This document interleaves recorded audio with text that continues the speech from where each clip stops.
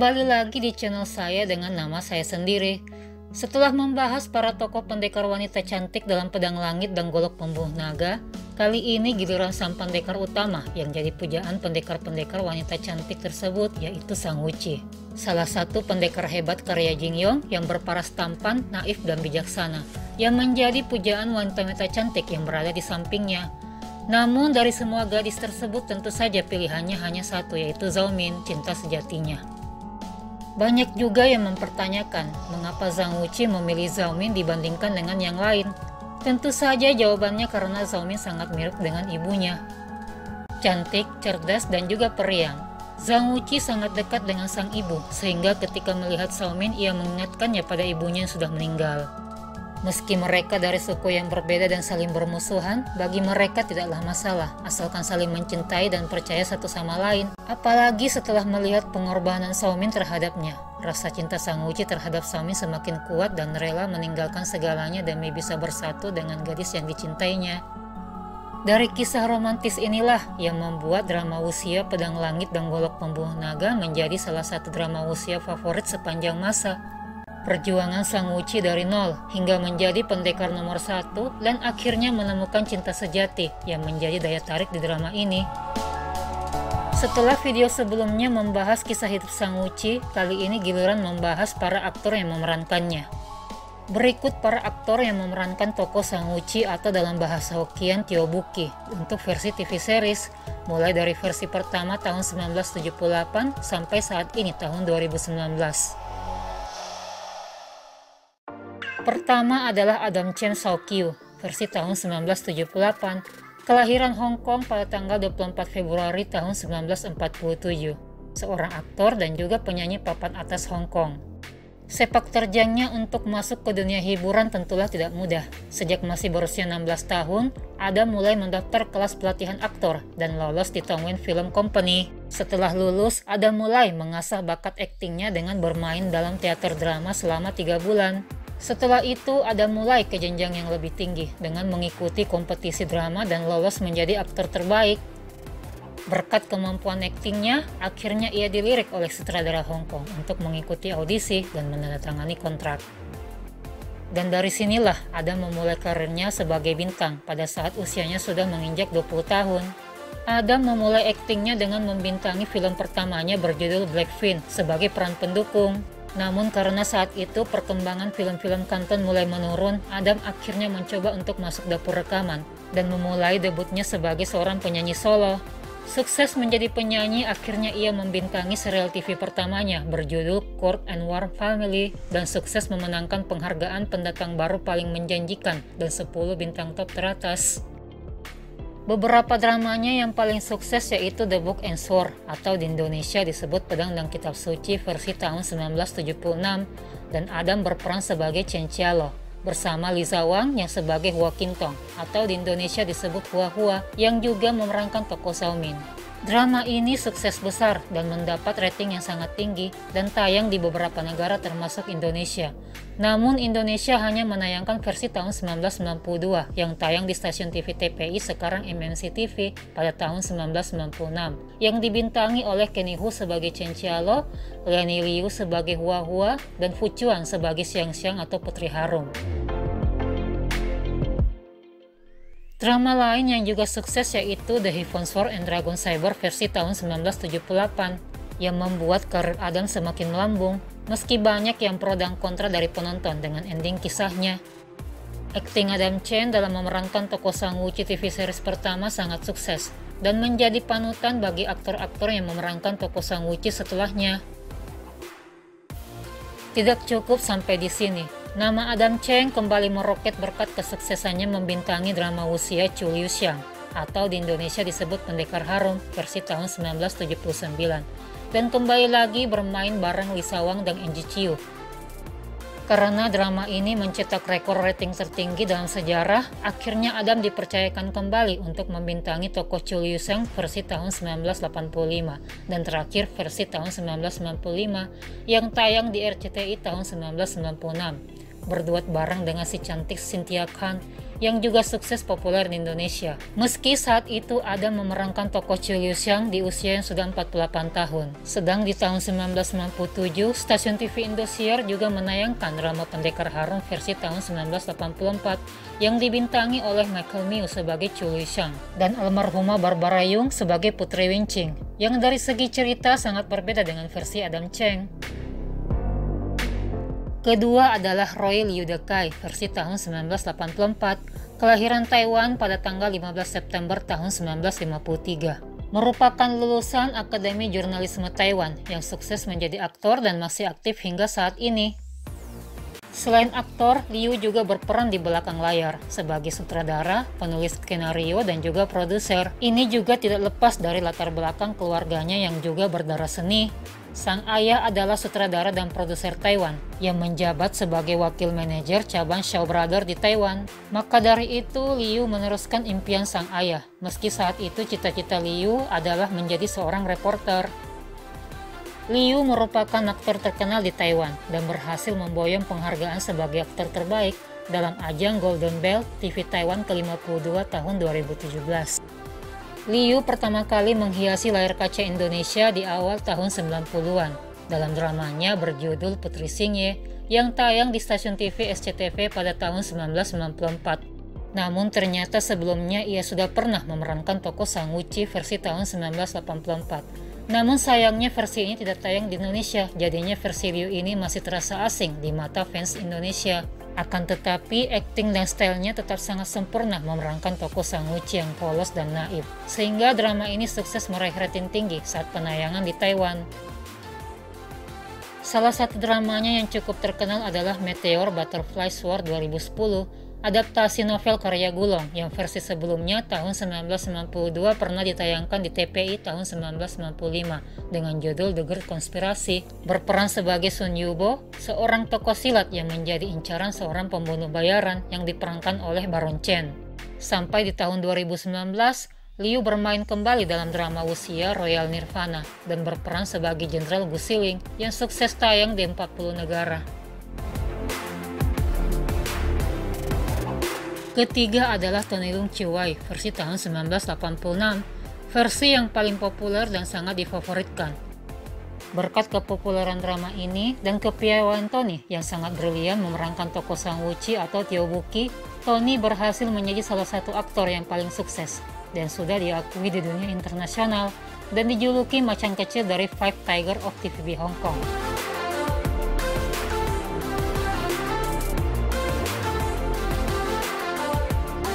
Berkat aktingnya yang luar biasa, Tony berhasil memboyong banyak penghargaan dan dinobatkan sebagai salah satu dari 25 aktor terhebat sepanjang masa di Asia. Jika kalian sudah menonton serial Wuxia The Grand Canal, tentunya tidak asing lagi dengan tampang Tony Leung, karena sebelum HSDS tayang di Indonesia, wajahnya sudah menghiasi layar kaca dengan karakter si jenggot naga yang berpasangan dengan Edi Chan. Di balik kesuksesannya, ternyata Tony dulu terkenal sebagai sosok yang playboy. Tentu saja, wajahnya yang tampan dan sukses bisa menggait hati gadis cantik manapun. Mulai dari aktris cantik Margesan, sampai dengan pasangan mainnya di HSDS Kitty Lai. Namun sayang hubungannya tidak berlangsung lama. Dan akhirnya di tahun 2008, ia menikah dengan aktris Karina Lau, yang juga jadi pasangan mainnya di beberapa drama dan film. Salah satunya yang terkenal di Indonesia, The Duke of Mondir, versi tahun 1984, atau di Indonesia berjudul Kisah Pangeran Menjangan, yang berduet bareng dengan aktor Andy Lau, yang tayang di Indosiar tahun 1995. Serta drama Wuxia To Most Honorable Knight, atau dalam judul Indonesia Pertarungan Si Kembar versi tahun 1988 yang tayang di Indosiar tahun 1995 yang mempertemukannya kembali dengan Kitty Lai. Drama ini juga ikut sukses populer saat tayang di Indosiar. Tony lahir di Hong Kong pada tanggal 27 Juni tahun 1962. Orang tuanya bercerai pada saat usianya masih 8 tahun dan Tony dibesarkan oleh ibunya. Tony menjalani studinya di sekolah swasta namun berhenti pada saat usianya masih 15 tahun karena kesulitan keuangan. Demi bisa bertahan hidup, Tony melakukan berbagai macam pekerjaan seperti menjual bahan makanan, kerja di showroom, sampai akhirnya ia bertemu dengan aktor komedian Stephen Chow dan mengubah hidupnya. Pada tahun 1982, ia akhirnya kursus pelatihan aktor TVB dan bermain sebagai figuran di beberapa serial Hong Kong, sampai akhirnya dipercayakan sebagai tokoh utama di serial The Duke of Mondir tahun 1984 dan The Heavenly Sword and Dragon Saber tahun 1986 dan sukses membawanya ke puncak popularitas. Saat ulang tahun TVB tahun 1985, Tony ikut berperan dalam drama adaptasi novel The General of the Young Family yang diproduksi langsung oleh TVB berjudul The Young Saga.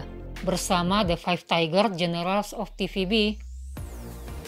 Sukses di banyak drama, tentu saja sukses juga di banyak film. Beberapa film yang dibintangi Tony sukses meledak di pasaran. Salah satunya yang masuk nominasi Piala Oscar yang berjudul Hero. Berkolaborasi dengan aktor laga papan atas Jackie Chan dalam film Gorgeous yang semakin menunjukkan kemampuan Tony dalam memerankan berbagai karakter, hingga yang paling kocak dalam film The Eagle Shooting Heroes yang berperan sebagai Cupatke siluman babi. Hingga di tahun 2008, film Radcliffe memecahkan rekor box office di Tiongkok yang sebelumnya dipegang oleh film Titanic. Dan di tahun 2021, Tony akhirnya merambah ke Hollywood dengan perannya sebagai Swen Wu dalam film Marvel Cinematic Universe yang berjudul Shang-Chi and the Legend of the Ten Ring.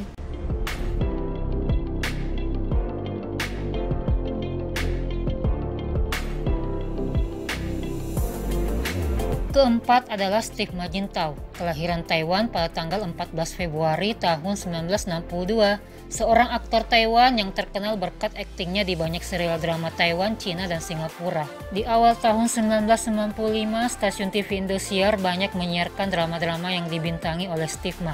Di antaranya The Heavenly Sword and Dragon Saber versi tahun 1994 yang tayang di Indosiar tahun 1996, kemudian The Green Grass by the River yang judul Indonesianya berjudul Selembut Kasih, hingga Sulke atau dengan judul Indonesia Giok di Tengah Salju yang merupakan adaptasi novel karya Chung Yao. Sehingga untuk remaja era 90-an sangat mengenal sosok aktor tampan satu ini. Pada tahun 2000, Steve bermain kembali dalam drama adaptasi novel karya Jin Yong berjudul The Legendary Swordman atau di Indonesia disebut Pendekar Hina Kelana, yang versi Chow Yun Fat sempat ditayangkan oleh Indosiar pada tahun 1996.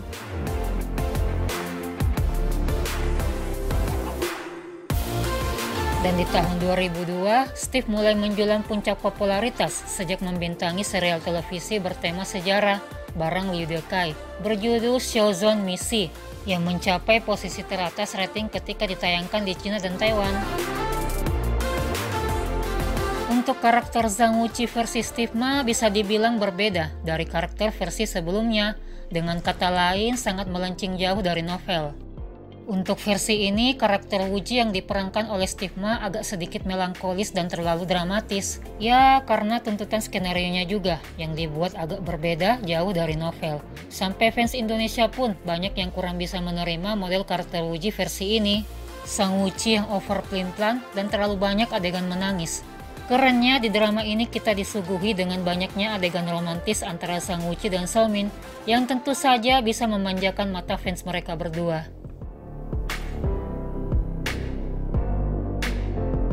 Kelima adalah Lawrence Ng Kai-wah, kelahiran Hong Kong pada tanggal 19 Mei tahun 1964, seorang aktor populer Hong Kong yang masih aktif hingga saat ini. Bagi yang sudah menonton drama Wuxia The Grand Canal yang pernah tayang di TPI tahun 1994, tentunya sudah tidak asing dengan wajah ini. Si tokoh antagonis Yang Kuan, seorang pangeran dari dinasti Chu yang berambisi ingin menjadi raja dan ingin menyingkirkan kakaknya sang putra mahkota. Dan tentu saja sisi menarik dari drama ini dengan melihat aksi licik seorang Yang Kuan yang pandai bermuka dua, yang sanggup membuat emosi penonton larut dalam kebencian dan kelicikan Yang Kuan.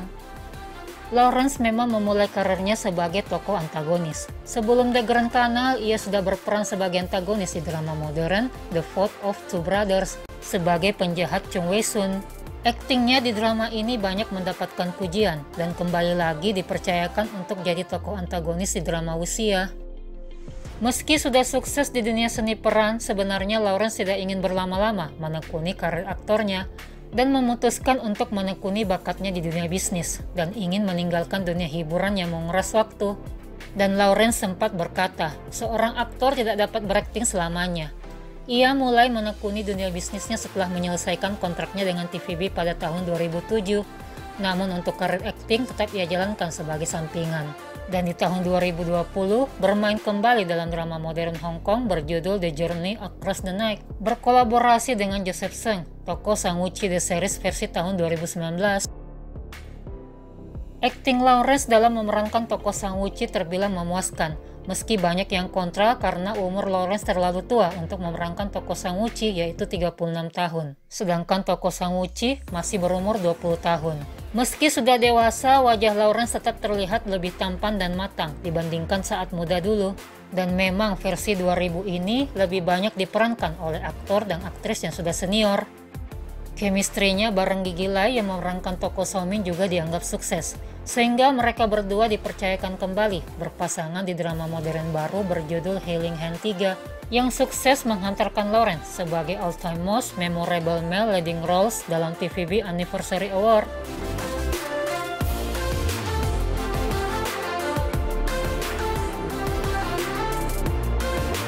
Keenam adalah Alex Su, seorang aktor kelahiran Taiwan pada tanggal 11 September 1973. Bukan hanya aktor, Alex juga seorang penyanyi, sutradara, dan produser film Taiwan.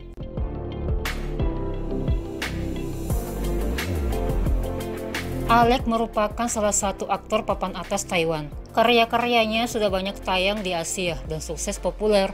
Salah satunya Never Princess atau Putri Huangsu, yang merupakan titik awal kesuksesan karirnya di dunia seni peran. Drama ini tayang di berbagai negara, termasuk Indonesia, yang tayang di Indosiar pada tahun 1998, dan sukses membuat nama Alex Su jadi terkenal di Indonesia, sehingga Indosiar saat itu kembali lagi menayangkan drama-dramanya yang tentu saja tidak kalah sukses dengan drama Putri Huangsu. Di antaranya My Cousin tahun 1999, Romance in the Rain atau Kabut Cinta pada tahun 2001, Magic Touch of Fate pada tahun 2004, Love the Agency pada tahun 2005, sampai The Heavenly Sword and Dragon Saber yang ditayangkan pada tahun 2010. Sudah cukup banyak drama Alex yang tayang di Indonesia, sehingga Alex sudah merupakan aktor khusus yang punya fans tersendiri di Indonesia. Namun sayangnya aktor tampan dan imut ini sampai sekarang masih betah melajang. Mungkin dikarenakan kesibukannya di dunia hiburan, apalagi diketahui Alex sangat dekat dengan Vicky Zhao, lawan mainnya di Putri Huangsu. Ya, walau mereka dekat, namun hanya sebatas sahabat dan rekan kerja, meski banyak fans yang menginginkan mereka jadian. Dan untuk mengobati rasa kangen fans, Alex satu proyek bareng lagi dengan Vicky Zhao di acara reality show Chinese Restaurant. Chemistry mereka berdua di serial Putri Huangsu sangat menyihir hati penonton, dan banyak fans yang berharap mereka berdua jadian di dunia nyata. Alex memulai karirnya sejak tahun 1988 di usia 15 tahun. Ia bergabung dengan idol group sebagai anggota boyband Xiao Hudui yang dikenal sebagai Harimau yang Taat atau Trio Macan Kecil, yang anggotanya terdiri dari Alex Su sendiri, Nicky Wu, dan almarhum Leslie Chung. Boyband ini cukup populer dan memulai generasi baru budaya pop Taiwan di era 90-an dan berhasil memenangkan penghargaan grup penyanyi favorit dalam gala festival musim semi CCTV Taiwan. Dan pada tahun 1992, Alex mulai bersolo karir dan sukses merilis 14 album. Sejak kecil, Alex terkenal sebagai murid teladan dan sukses masuk sekolah unggulan sampai ia memutuskan untuk belajar di luar negeri, yaitu Inggris. Selain di Indosiar, salah satu dramanya juga tayang di stasiun TV7, yaitu The Legendary Twins, yang merupakan remake dari Pertarungan Si Kembar versi Tony Leung. Di tahun 2014, Alex juga ikut berperan dalam film The Four 3 dan memerankan tokoh Kaisar. Akting Alex dalam memerankan tokoh Sang Woo-chi tidak usah dipertanyakan lagi, karena dari awal Alex memang spesialis sebagai karakter utama yang rendah hati, kalem, dan semua itu ada pada Sang Woo-chi. Sayangnya dari segi kostum dan hairdo untuk karakter Sang Woo-chi sangat kurang cocok. Wajah Alex yang bulat sangat kurang pas dengan hairdo pendek yang dikenakan, serta kostum Alex yang dinilai kurang serasi dengan badannya yang terlihat kecil, namun tetap terlihat serasi saat dipasangkan dengan Alyssa Chia, dan termasuk salah satu tokoh pasangan favorit dalam remake The Heavenly Sword and Dragon Saber. Di tahun 2013, Alex, Alyssa, dan Gao Yuan reuni kembali dalam remake drama Wuxia Demigod Semi-Devils atau dalam bahasa Indonesia Pendekar Negeri Taili yang juga merupakan drama adaptasi novel karya Jin Yong yang juga tayang di stasiun TV Indonesia yaitu RTV. Ketujuh adalah Deng Chao versi tahun 2009, kelahiran Nanchang, Cina, 8 Februari tahun 1979, seorang aktor dan juga penyanyi, juga produser film yang sukses memiliki studio sendiri bernama Deng Chao Studio. Deng Chao merupakan lulusan Central Academy of Drama di Beijing dan kemampuan aktingnya sudah diakui sejak ia tampil dalam drama panggung sekolahnya, sehingga setelah lulus ia langsung dikontrak untuk syuting drama. Namanya mulai populer sejak ia membintangi drama sejarah The Young Emperor pada tahun 2003. Karena popularitasnya meningkat, ia kemudian bermain dalam beberapa film dan sukses box office di Cina. Salah satunya pada tahun 2008 dalam judul The Equation of Love and Death. Dan berkat film ini, Deng Chao sukses dianugerahi penghargaan Society di Golden Phoenix Award. Sampai pada tahun 2012, Deng Chao menandatangani kontrak untuk bermain dalam film trilogi The Four yang berdasarkan adaptasi novel The Four Great Constables. Pada tahun 2013, Deng Chao mulai mengasah kemampuannya dengan menjadi sutradara dengan film garapan pertamanya berjudul The Brick of Guru pada tahun 2014. Meski menghadapi persaingan yang ketat dengan film-film Hollywood, film tersebut sukses meraih untung pada minggu pertama pembukaannya dan berhasil menjadi salah satu film terlaris di Cina saat itu. Dan di tahun ini, Deng Chao sukses terpilih sebagai aktor Cina paling berharga. Kesuksesannya di layar lebar tentunya masih terus berlanjut. Pada tahun 2016, Deng Chao bermain dalam film sutradara terkenal Stephen Chow berjudul The Mermaid, di mana ia memainkan peran sebagai pengusaha playboy yang jatuh cinta dengan Putri Duyung yang telah dikirim untuk membunuhnya. Film ini sukses besar dan memecahkan rekor penjualan box office untuk kategori film fantasi romantis. Di tahun 2020, Deng Chao kembali lagi bermain dalam film berlatar perang berjudul The Sacrifice dan berperan sebagai Gao Fulei, seorang tentara relawan yang berperang melawan Amerika dan membantu Korea.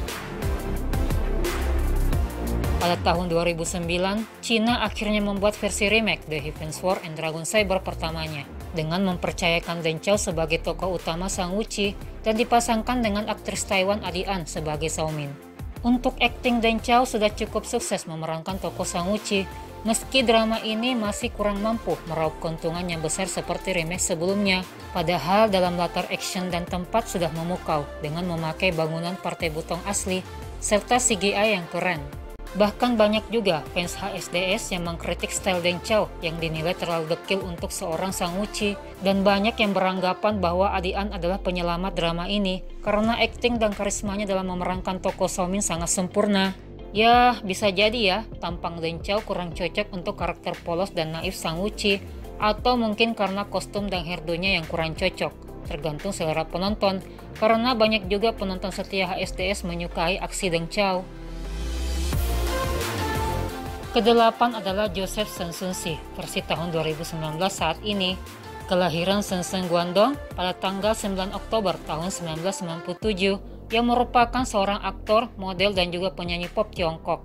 Tokoh Sang Wuqi termuda karena saat memerankannya Joseph masih berumur 20 tahun. Terpilihnya Joseph sebagai tokoh Sang Wuqi merupakan angin segar bagi mata fans HSDS karena baru pertama kalinya terpilih aktor yang umurnya sama persis dengan karakternya. Dan tentu saja wajah tampan Joseph sangat sempurna dalam penggambaran tokoh Sang Wuqi dalam novel, muda dan juga tampan. Dan bisa dibilang versi 2019 ini sangat sempurna jadi tontonan untuk para remaja era milenial. Dengan berduet bareng Yuke Chen sebagai tokoh Cao Min sangat berhasil memikat hati penonton meski umur mereka terpaut 5 tahun. Di umur yang masih sangat muda sudah berhasil memerankan tokoh utama drama wuxia fenomenal. Tentu saja sang sutradara tidak memilihnya asal-asalan karena melalui seleksi pemilihan yang ketat.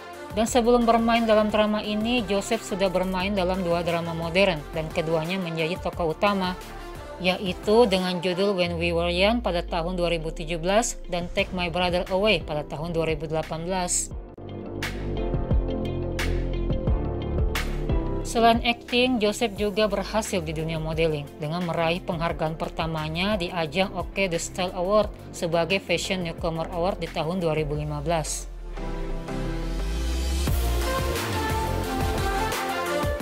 Joseph memulai karirnya di dunia hiburan sejak tahun 2014 dan memulai berkecimpung di dunia tarik suara. Joseph bergabung dengan boyband bernama Fresh dan memulai debutnya.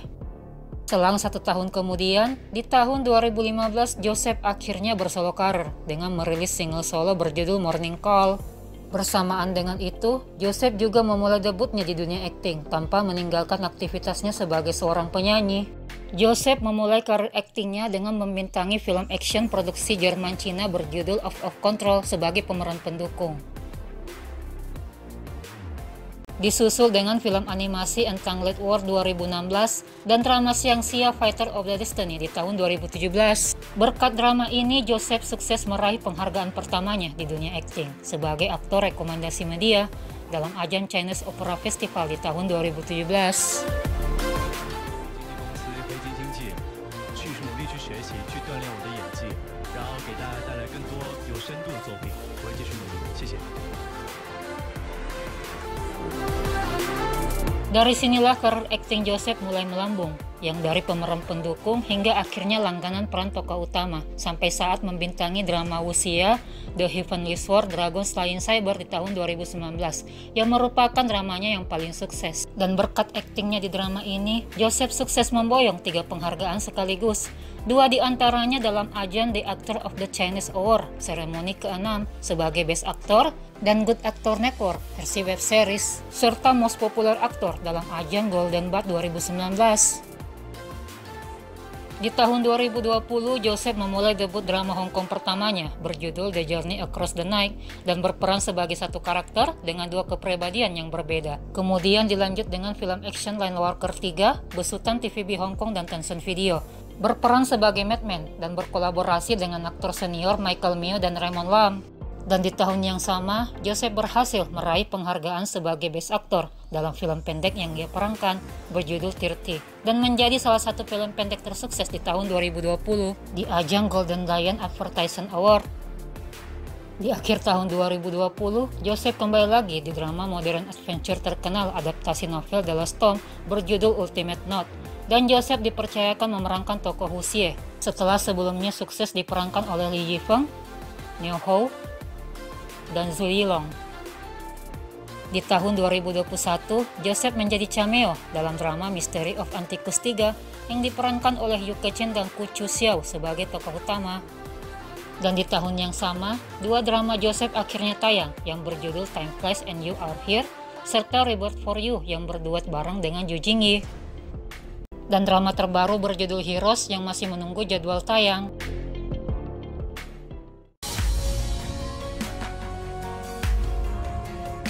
Demikianlah profil para aktor yang memerankan tokoh Sang Wuqi dalam drama series trilogi Raja Wali, The Heavenly Sword and Dragon Saber, mulai dari versi pertama hingga saat ini.